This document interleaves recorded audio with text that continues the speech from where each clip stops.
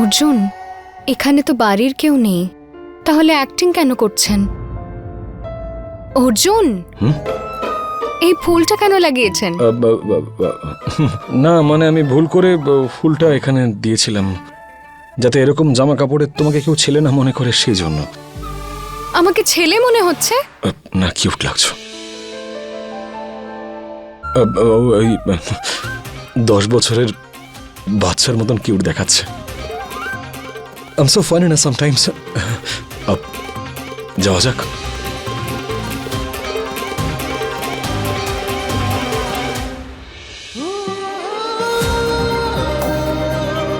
মনে হয় এখনো ঘোর কাটেনি।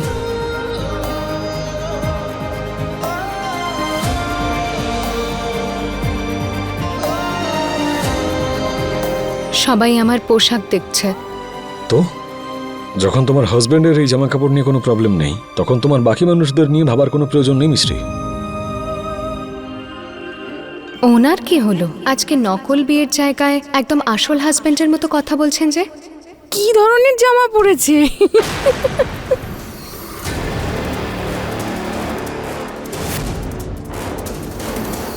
কি পরে ঘুরছে? মনে হচ্ছে ওর নিজের কোনো জামা কাপড়ই নেই।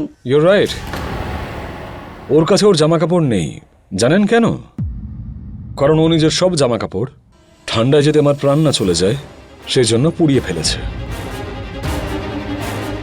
কিন্তু আপনি এটা বুঝতে পারবেন না, কারণ আপনার কাছে ক্যারেক্টারের থেকে বেশি জামা কাপড় ম্যাটার করে। মানুষের মন নয়, ব্র্যান্ড ম্যাটার করে আপনার কাছে। একবার দেখুন নিজেকে, মাথা থেকে পা পর্যন্ত আলাদা আলাদা ব্র্যান্ড পরে আছেন। আরে ভালো মানুষই ভালোবাসা আর সত্যতা দিয়ে অলংকৃত। আপনাদের সবাইকে দেখে মনে হচ্ছে যে আপনাদের সবার প্রচুর অর্থ, কিন্তু এখানে সব থেকে ধনী হচ্ছে শুধু মিছরি। কালকে এই মেয়েটাই তো এই ছেলেটার জীবন বাঁচিয়েছিল। খুবই সাহসী মেয়ে কিন্তু। সরি, আমার বুঝতে একটু ভুল হয়েছিল। আরে আপনাকে সরি বলতে হবে না, কোনো ব্যাপার না। দেখলেন তো, শুধু এই জন্যই, শুধু এখানেই নয়, যেখানেই হোক, যে কোনো জায়গাতে আর যে কোনো সিচুয়েশনে সব থেকে বেশি সুন্দর শুধু আর শুধুমাত্র মিছরি। যাওয়া যাক।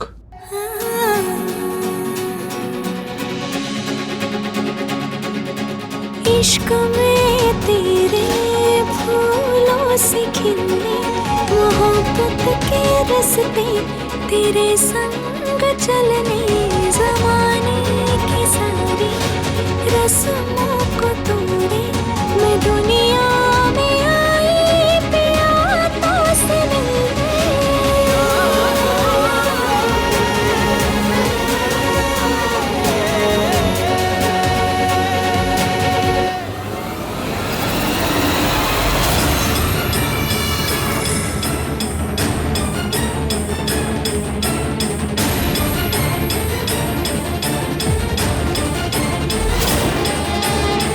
দেখতে পাচ্ছ কি ভালোবেসে হাত ধরেছে? আরে তোমার কোনো ভুল হচ্ছে না তো? এদের বিয়েতে অনেক গল্প আছে, এসব প্রেম ভালোবাসা মিথ্যে, কিচ্ছু নেই। আমি জানি যে এইসব মিথ্যে, কিন্তু আজ সবকিছু সত্যি কেন মনে হচ্ছে? হয়তো ওনার শরীর খুব খারাপ, আর নয়তো ওনার অ্যাক্টিং ফার্স্ট ক্লাস। আমি তো কিছু বুঝতেই পারছি না।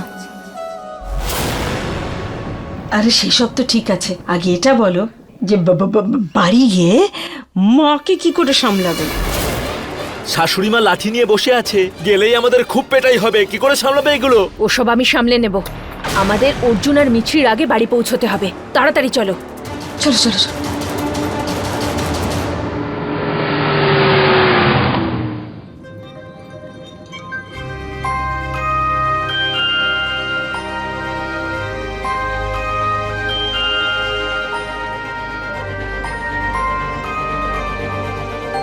আমার জন্য গোটা রাত ঘুমোতে পারোনি, তাই না?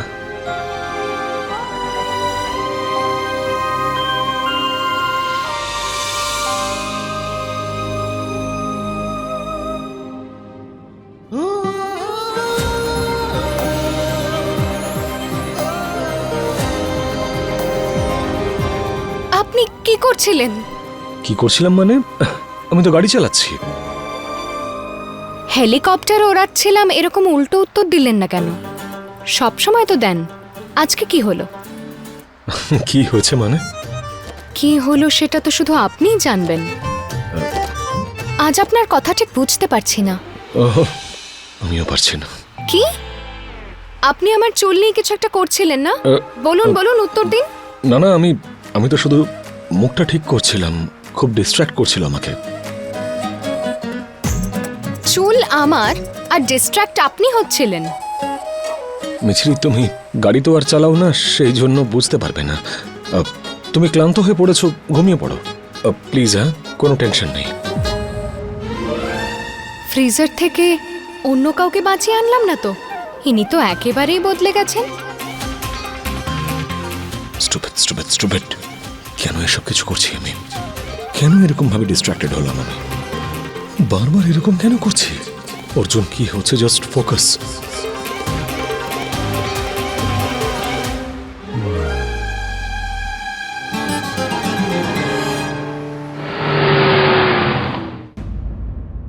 আচ্ছা শোন, অর্জুন আর মিছরি যখন আসবে তখন ফুল ছুড়বো। হ্যাঁ, আরে ঠাকুমা, সবকিছু রেডি হয়ে গেছে, আর এটাও কিন্তু রেডি আছে। আরে বাহ, খুব ভালো কাজ করেছিস। হ্যাঁ, রামু কাকা, বরণের থালাটা কোথায়? এখন আপনি রেডি করেননি? আরে অর্জুন মিছরি এক্ষুনি চলে আসবে, তাড়াতাড়ি গিয়ে রেডি করে নিন। মনে হচ্ছে এই সব কিছু নষ্ট করে দিই, কিন্তু অনুর জন্য আমি অপারগ। ঠাকুমা, কি আনন্দের ব্যাপার তাই না? দাদা আর বৌদি হানিমুনের পর ফিরে আসছে। একদম ঠিক বলেছিস, খুব আনন্দ হচ্ছে আমার। একসাথে একটু ব্যক্তিগত সময় কাটালো, আমি সত্যি খুব খুশি। আরে তাড়াতাড়ি বরণের থালাটা নিয়ে আসুন, তাড়াতাড়ি চলো। কাকা তাড়াতাড়ি আনুন থালাটা। স্যার,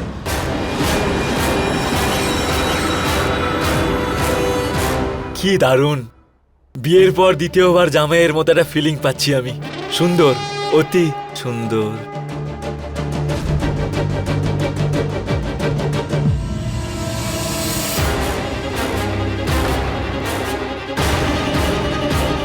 তোরা তিনজন কোথায় অনু? হরিদ্বারে। হরিদ্বারে নয়, গোয়াতে আছে দিদা।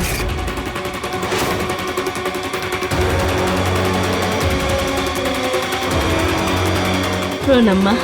ঠাম্মি, প্রণাম নেবেন শাশুড়িমা।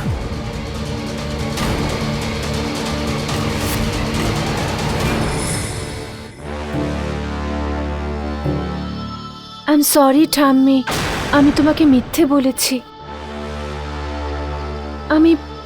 আমি গোয়া এই জন্য গিয়েছিলাম কারণ ওটা মায়ের ফেভারিট জায়গা ছিল। মায়ের সঙ্গে তো সময় কাটানোর সুযোগই হয়নি। ভেবেছিলাম তার ফেভারিট জায়গায় কিছুটা সময় কাটাবো। সরি ঠাম্মি, সরি। এখন তো তুমি আর আমার উপর রেগে নেই। আছে, কেন রাগ করবে না? রাগ করেই আছে। ঠাম্মি, আমি তো শুধু মায়ের স্মৃতিতে ওখানে একটু সময় কাটাতে চেয়েছিলাম। সরি ঠাম্মি, আর কোনো কারণ নেই, সত্যি। কথা যখন বলছিস তখন পুরোটা বল না।